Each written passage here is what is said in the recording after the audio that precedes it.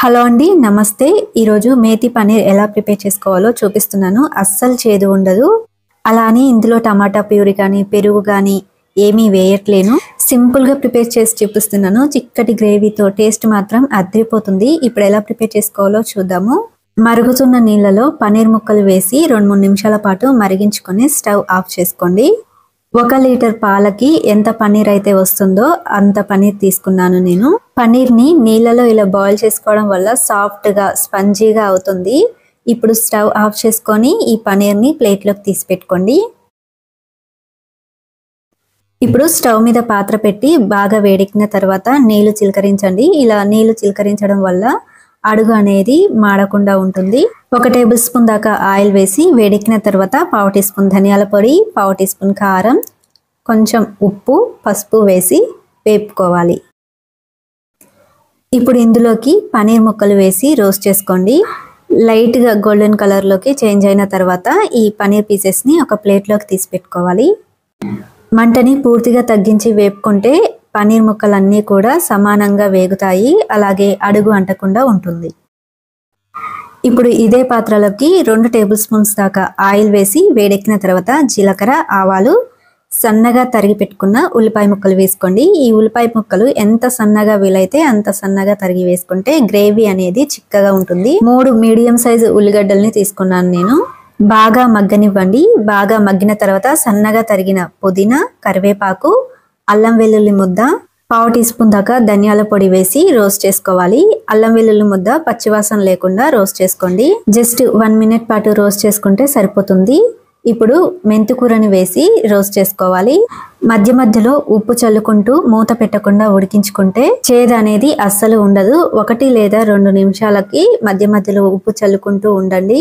ఇలా 3 లేదా 4 సార్లు రిపీట్ చేస్తే సరిపోతుంది. ఇప్పుడు 3 టేబుల్ స్పూన్స్ దాకా కారం, అలాగే 1/2 టీ స్పూన్ దాకా పసుపు వేసి కలుపుకోవాలి. నేను మెంతుకూరని 5 కట్టలు తీసుకున్నానండి. ఇందులో వేసే ఇంగ్రీడియంట్స్ ఏవైనా కూడా నేను చెప్పిన కొలతలోనే ఇలాగే చేయండి. మీకు పర్ఫెక్ట్గా టేస్టీగా వస్తుంది పన్నీర్ కర్రీ. కారం వేసిన తర్వాత పచ్చివాసన లేకుండా 1 నిమిషం పాటు వేపుకోండి. ఆ తర్వాత ఇలా నీళ్లు పోసి మగ్గించుకోవాలి. 1.5 కప్పుల దాకా అంటే దాదాపుగా 300 ml వాటర్ పోసుకోండి.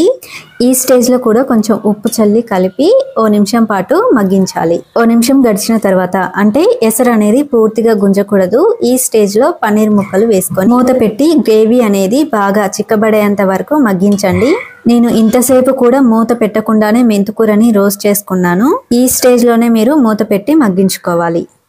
మంటని మీడియం ఫ్లేమ్లో పెట్టుకొని 5-6 నిమిషాల పాటు మగ్గించుకున్నాను. చూడండి చిక్కటి గ్రేవీతో ఎంత మంచిగా అనిపిస్తుందో కదా. ఇందులోకి టమాటో ప్యూరీ, పెరుగు కానీ, మలాయ్ కానీ, అలాగే ఫ్రెష్ క్రీమ్ కానీ ఇవేమీ వేయకుండానే గ్రేవీ అనేది ఎంత చిక్కగా ఉందో చూడండి. నేను చెప్పిన విధంగానే స్టెప్ బై స్టెప్ ఫాలో అవుతూ చేయండి. ఇలా చిక్కగా వస్తుంది. ఈ స్టేజ్లో 1/2 టీ స్పూన్ దాకా గరం మసాలా, అలాగే ఇంకొంచెం ధనియాల పొడి, కొంచెం పైన పుదీనా చల్లుకున్నాను. అలాగే ఉప్పు సరిపోయిందో లేదో చెక్ చేసుకొని సరిపోకుంటే ఇంకొంచెం వేసుకోండి. జస్ట్ 1 మినిట్ పాటు కుక్ చేసుకున్న తర్వాత స్టవ్ ఆఫ్ చేసుకోండి. అంతే, ఇక గుమగుమలాడే పన్నీర్ కర్రీ రెడీ అయినట్లే. చాలా అంటే చాలా బాగుంటుంది. తప్పకుండా ట్రై చేయండి. చేదు ఉంటుందని అస్సలు భయపడక్కర్లేదండి. ఫస్ట్ ఒక ముద్ద తినండి, లైట్గా నాలుకకి చేదు అనిపిస్తుంది. ఆ తర్వాత తింటూ ఉంటే అస్సలు చేదు అనిపించదండి. అమృతంలా ఉంటుంది, అంత బాగుంటుంది. తప్పకుండా ఇలా ట్రై చేయండి. ఎటువంటి హడావిడి లేకుండా ఇంట్లో ఉండే ఇంగ్రీడియంట్స్ తోనే నేను ప్రిపేర్ చేశాను. పన్నీర్ కూడా నేను ఇంట్లోనే ప్రిపేర్ చేసుకున్నాను ఈ కర్రీ చేయడానికి ముందు రోజే. ఆవు పాలతో చేసిన పన్నీర్ అయితే ఇంకా బాగుంటుంది. నేను ఆవు పాలతోనే చేశాను.